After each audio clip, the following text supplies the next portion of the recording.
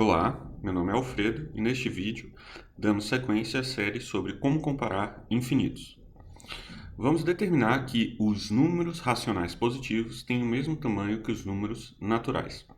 E como vimos, isso é suficiente para determinarmos que os números racionais têm o mesmo tamanho que os números naturais. O nosso método vai ser estabelecer que um dos conjuntos é maior do que o outro e o outro é maior ou igual ao 1, certo? Então vamos começar com o primeiro caso, certo? O primeiro caso ele é mais simples, mostrar que os racionais positivos são maior que os números naturais. Basta estabelecer nesse caso uma função injetora entre os dois domínios. E essa função pode ser simplesmente a função identidade, uma vez que os naturais são subconjunto dos racionais positivos, né? A função f de x igual a x sobre 1 igual a x. Essa função é naturalmente uma função injetora e, portanto, nós temos o resultado desejado. Agora, se vamos estabelecer que os racionais positivos são menor ou igual aos números naturais, a gente tem um pouco mais de dificuldade. Nesse caso, vamos estabelecer um ponto intermediário. Vamos fazer um mapeamento, uma função injetora, entre os racionais positivos e os pares de números naturais, e depois entre os pares de números naturais e os números naturais.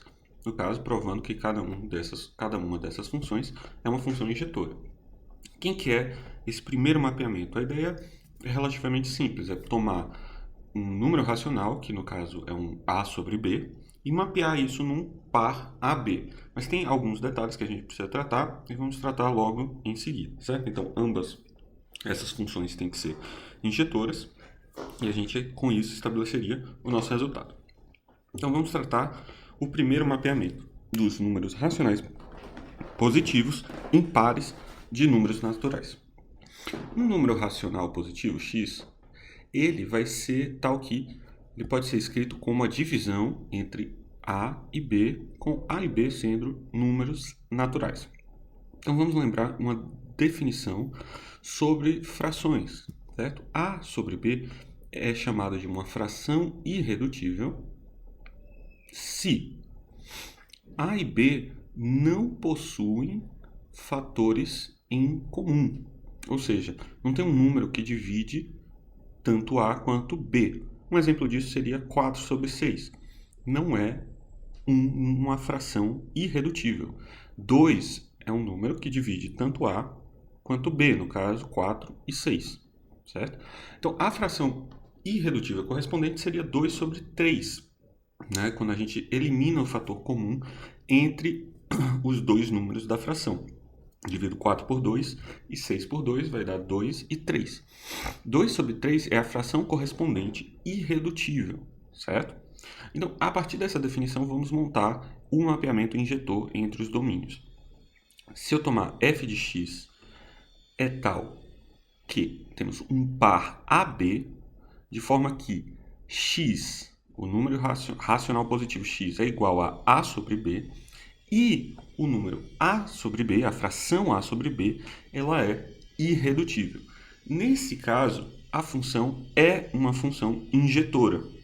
E, portanto, nós estabelecemos aquilo que desejamos, que os racionais positivos são menor que os pares de números naturais. Então, agora vamos para o segundo passo. O segundo passo é estabelecer um mapeamento entre os pares de números naturais e os naturais. Nesse caso, nós desenhamos um grid, né? um cercado em plano cartesiano, onde nós representamos os pares de números naturais. Né? Se você olhar na figura desenhada, você vai ver o ponto 4, 2, o par de números naturais 4, 2, que está representado aí. Como que a gente vai realizar esse mapeamento? A ideia é determinar um caminho, certo? Um caminho de números naturais que passe por todos os pontos desse plano cartesiano. Mas isso não é trivial, a gente precisa ter cuidado. Pense o seguinte, pense o primeiro caminho, o caminho mais natural, que seria começar a traçar, a percorrer, como está em vermelho aí, as linhas do meu plano cartesiano. Então eu estabeleceria o primeiro ponto do meu caminho, 0, 1, 2, 3, 4 e assim por diante. Qual que é o problema dessa estratégia? Nessa estratégia, nós nunca vamos terminar de contar a primeira linha. Então, todas as demais linhas não vão ser contempladas por esse caminho. Por isso que a gente precisa de uma estratégia melhor. E é essa estratégia que a gente chama de o passeio de Cantor, certo? Uma forma de passear por esse plano cartesiano, de modo que a gente garanta que em um número natural de passos a gente vai passar por todos os pontos. Certo? Como que a gente faz isso? A gente faz pelas diagonais, como a gente vê aí. E cada uma dessas diagonais tem um tamanho finito. E isso é importante para garantir que a gente sempre vai conseguir ir para a próxima diagonal. Certo? Então, repare, a primeira diagonal, né, a diagonal que passa pelo ponto 0, 0, ela é uma diagonal com um elemento, certo? Ela passa por um ponto.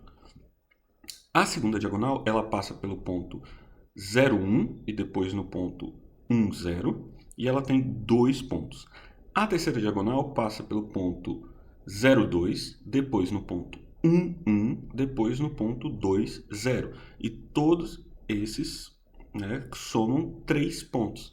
E dá para perceber agora um padrão. Vão ter 4 pontos, 5 pontos, 6 pontos e assim por diante. Né? Cada diagonal vai aumentando o número de pontos, mas sempre um número finito, então eu sempre vou conseguir acessar a próxima diagonal.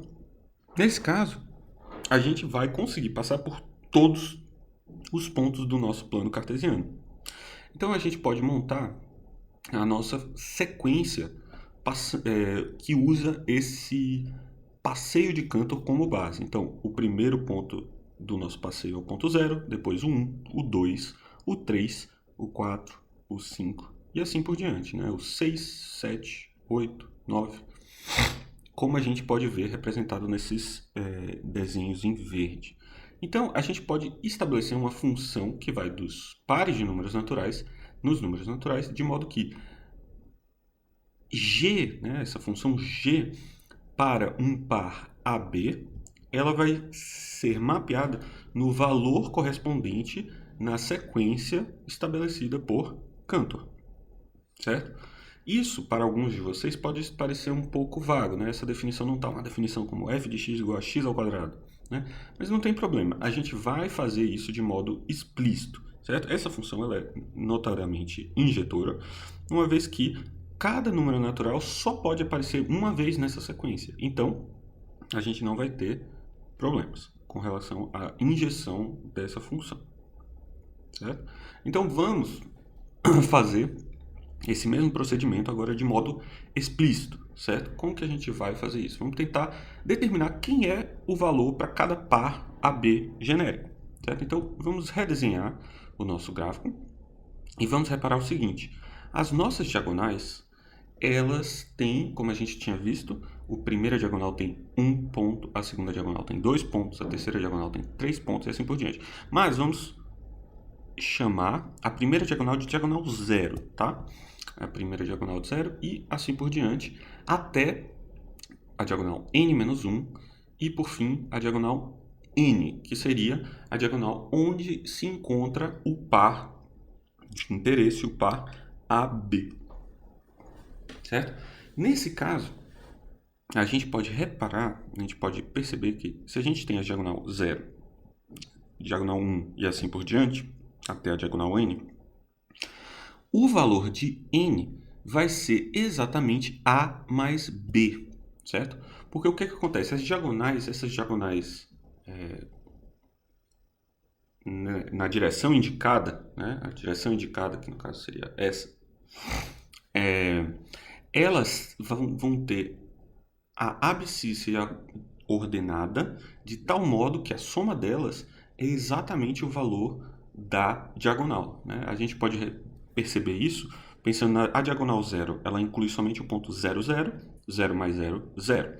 A diagonal 1, ela tem o ponto 0, 1 e o 1, 0. Ambos, a soma das suas coordenadas é 1.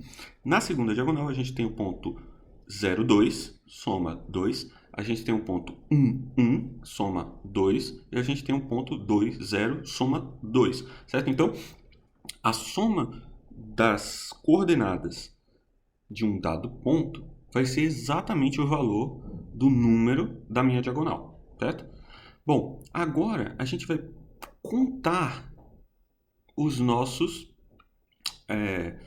quantos pontos a gente vai ter percorrido até chegar ao nosso AB, certo? Então perceba, na primeira diagonal, né, na diagonal 0, eu vou percorrer um ponto, como a gente já tinha visto. Na diagonal 1, nós vamos percorrer 2 pontos. Na penúltima diagonal, né, a diagonal n-1, certo? A diagonal antes de chegar na diagonal que a gente precisa, a diagonal n-1, a gente vai percorrer n pontos, né? É sempre um a mais. Então, antes de chegarmos na diagonal desejada, né? A diagonal que contém o ponto AB, a gente vai ter percorrido toda essa quantidade de pontos. 1, mais 2, mais 3, até mais n. E isso é uma progressão aritmética de razão 1. E, portanto, usando a fórmula ou fazendo qualquer outro tipo de cálculo, a gente determina que essa soma corresponde a n, que multiplica n mais 1 sobre 2.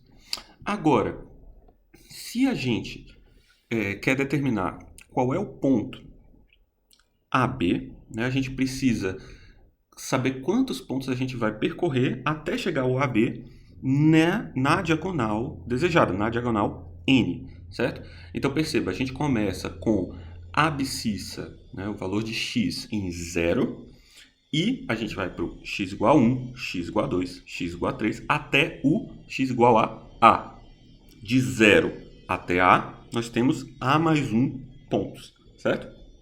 De 1 a A, nós teríamos A. De 0 até A, nós temos A mais 1 pontos, certo?